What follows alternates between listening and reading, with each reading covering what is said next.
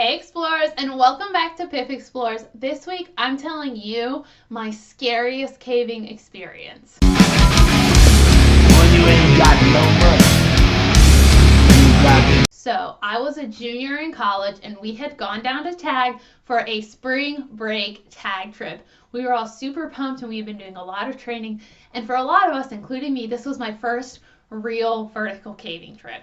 So I was super excited. On our second day, we went to this cave in Alabama called Valhalla. Valhalla is kind of famous in the caving world. There have been quite a few accidents that have happened here that have resulted in, unfortunately, people perishing. But going in, none of us knew this. So we get to the cave and it's a 226-foot rappel.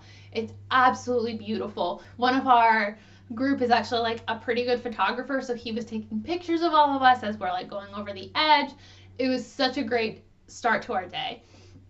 And we get in and we break up into two groups. One group that was going to kind of forge ahead and one group that was like still coming down.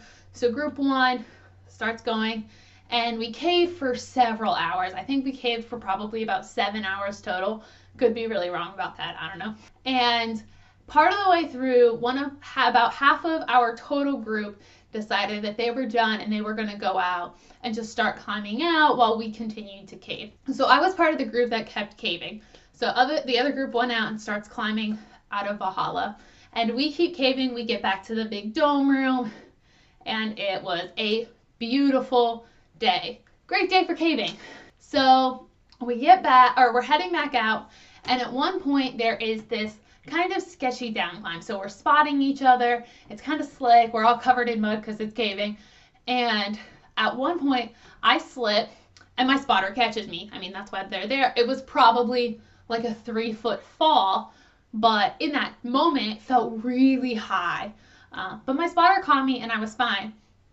So we get back to the pit entrance of this cave and we are waiting to climb out, and there are two people climbing on each line, so we have tandem climbers. We were all sitting at the back just kind of hanging out chatting, and I went to thank my spotter for catching me, and in kind of a joking way I said, hey, thanks for saving my life. Well, one of the people that was with our group that I personally didn't super know well says to me, well, you shouldn't joke about that because there are dead bodies down here. What? I'm sorry. There are what down here? Why did nobody tell me this? Okay. So I start freaking out because personally don't like to be places that there are dead bodies.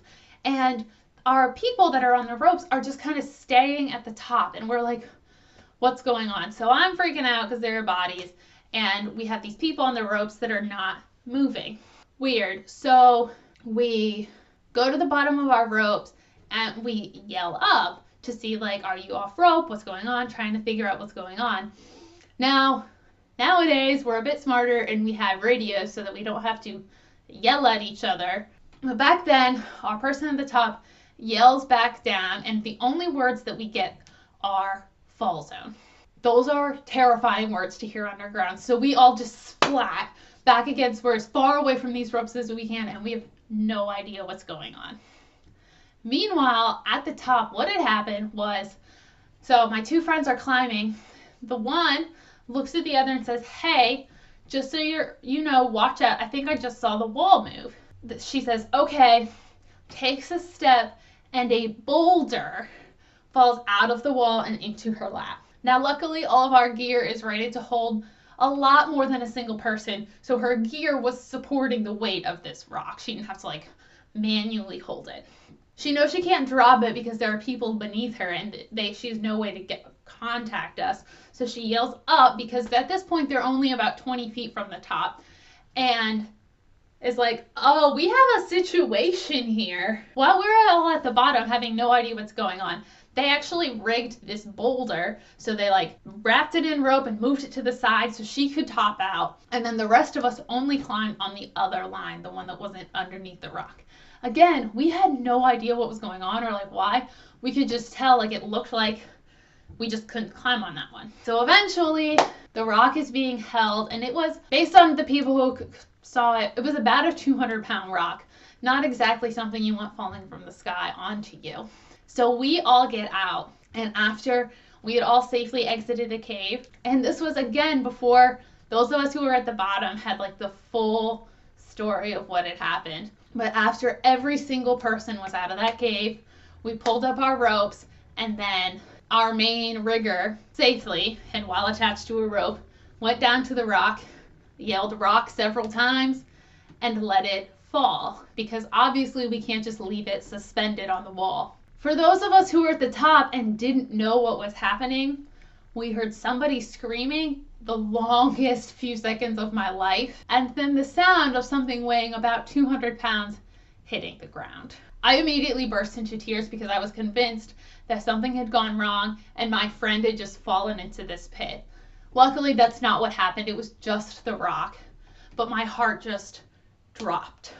Now, it is important to note that in Valhalla, there are not bodies, at least not that I'm aware of.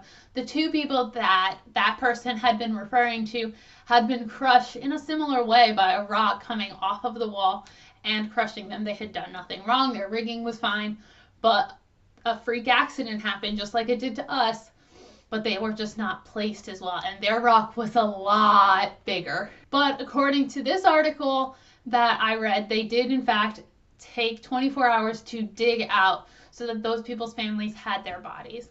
But this is just a good reminder that while caving is fun and adventurous and you can do everything right, sometimes accidents happen. So it's important that we're vigilant and don't take anything for granted. So that's the story of my scariest caving experience.